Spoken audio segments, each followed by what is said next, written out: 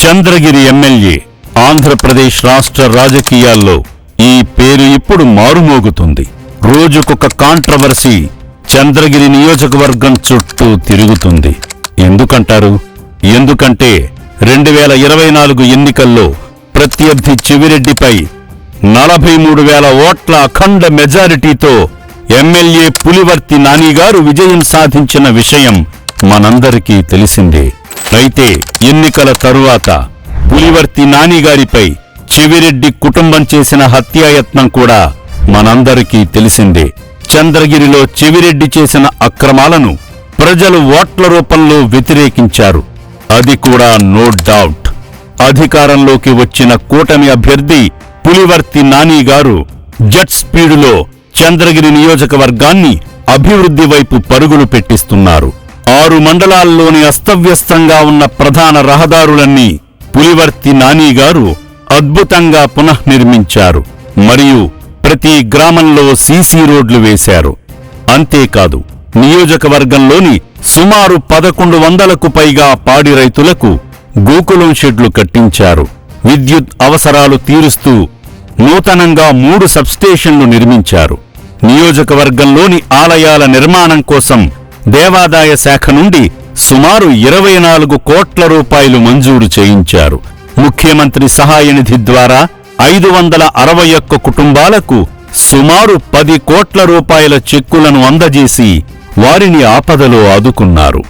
రాష్ట్రంలో ఎక్కడా లేని విధంగా 2 సంవత్సరాలలో 3 సార్లు జాబ్ మేళా నిర్వహించి 800 మందికి పైగా యువతకు ఉద్యోగ అవకాశాలు కల్పించారు. ఇలా చంద్రగిరి నియోజకవర్గం వ్యాప్తంగా ఈ 2 ఏళ్లలో సుమారు 900 కోట్లకు పైగా అభివృద్ధి పనులను చేపట్టారు మన పులివర్తి నానిగారు. వారంలో 5 నుండి 6 రోజులు నియోజకవర్గ ప్రజల కోసం అందుబాటులో ఉంటున్నారు. ప్రజా దర్బార్లు నిర్వహిస్తున్నారు. ప్రజల సమస్యలు తెలుసుకుంటున్నారు. ఆ సమస్యల పరిష్కార దిశగా ముందుకు వెళుతున్నారు. పులివర్తి నానిగారి పార్టీ కార్యాలయంలో ఉన్నంత ప్రజలు మరెక్కడా ఉండరేమో.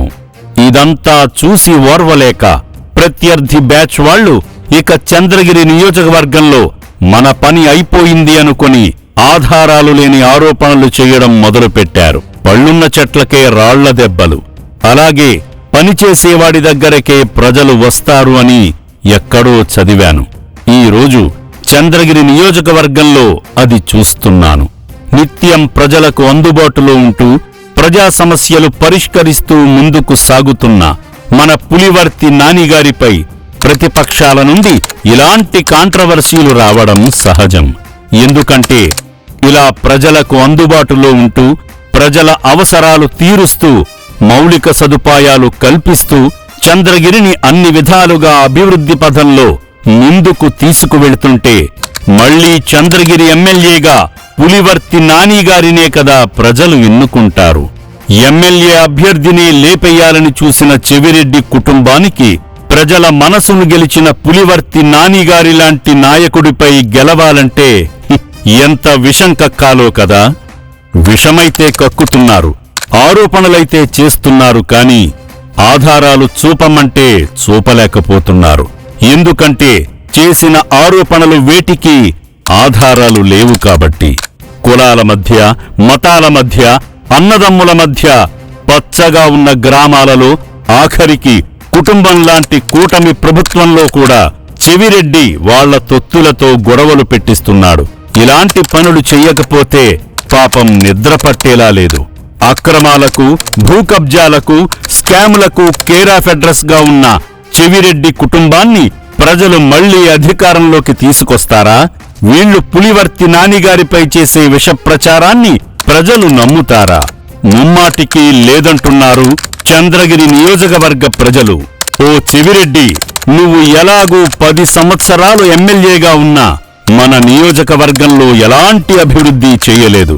కనీసం చేసేవాణ్ణన్నా చేయనివ్వు. పులివర్తి నానిగారిపై నువ్వు ఎన్ని నిరాధార ఆరోపణలు చేసినా, కుట్రలు పన్నినా మా నియోజకవర్గాన్ని అభివృద్ధి వైపు తీసుకెళ్తున్నాడు. దయచేసి మా ప్రాంత అభివృద్ధిని అడ్డుకోవద్దు. నాయనా, నీకు శతకోటి దండాలు మహాప్రభూ.